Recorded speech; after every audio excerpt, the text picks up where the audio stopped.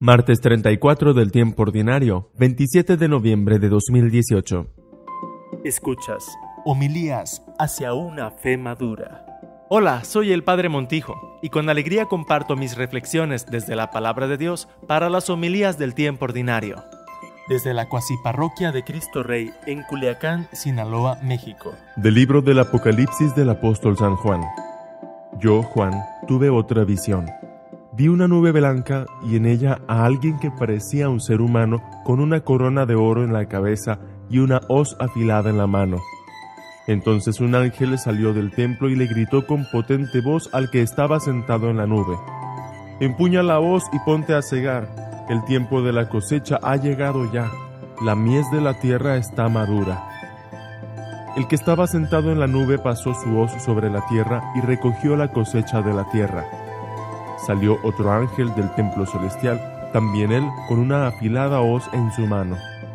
Y salió del templo otro más, el ángel que tiene poder sobre el fuego, y le gritó con potente voz al que tenía la hoz afilada: «Empuña tu hoz afilada y corta los racimos de la viña de la tierra, porque sus uvas ya están maduras».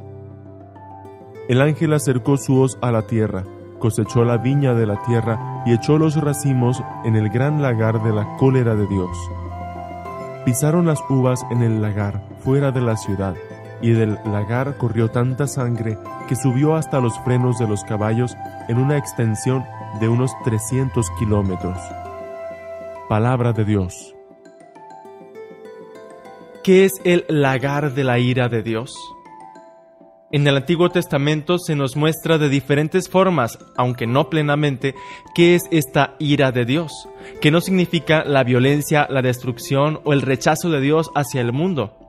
Lo más duro de la voluntad de Dios, la ira de Dios, son dos cosas. Primero, el rechazo frontal que Dios hace respecto al mal. De ninguna manera el mal es compatible con Dios.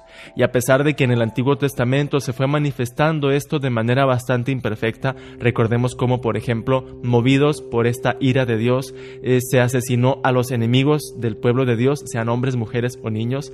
Esto, hermanos, era solamente una imagen imperfecta de lo que realmente es la ira de Dios.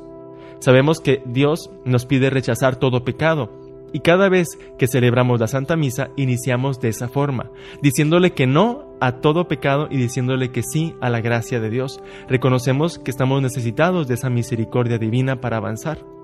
Pero eso no es todo. La ira de Dios también nos muestra qué es lo más duro de la voluntad de Dios en esta tierra con nosotros. Y lo más duro es que Dios acepta que en la vida humana exista el dolor, el sufrimiento, el riesgo, la debilidad. Y no es que nacimos para sufrir, hermanos. Tú y yo nacimos para la gloria. Y por eso la imagen que el libro del Apocalipsis, según San Juan, nos sugiere para hablar de esta ira de Dios es el lagar. Un lugar, un contexto, digamos, de trabajo. El lagar es donde se depositan las uvas después de la cosecha y se tiene que machacar duramente para sacar de ellas lo mejor, el jugo, el mosto, del cual será producido después, con el reposo y el tiempo, el vino. Así, hermanos, esta imagen implica que tú y yo, por voluntad de Dios, somos humanos, somos frágiles, estamos sometidos a cualquier suerte de accidentes, enfermedades, contratiempos, etc.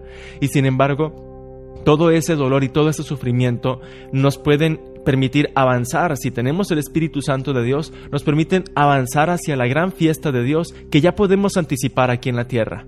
En los pueblos y las culturas vitivinícolas, o sea, donde se cultiva el vino, ese momento de la cosecha y del pisar la uva es un momento de fiesta, es un momento de alegría, de poder mirar el progreso y el avance y tener esperanza en que podremos disfrutar de un mundo mejor, de un mundo nuevo que tú y yo vamos construyendo cuando con realismo, sin dramatismo y con bastante esperanza aceptamos que luchar, el dolor y rechazar el pecado son parte de la vida humana en el plan de Dios y en su voluntad de salvación.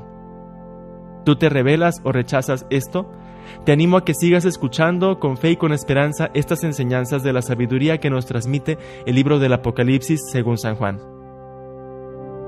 Gracias por escuchar esta grabación. Comparte con otros la alegría de este mensaje. Suscríbete al podcast a través de iTunes o de tu aplicación preferida. Síguenos en la página h1fm.com para más homilías hacia una fe madura.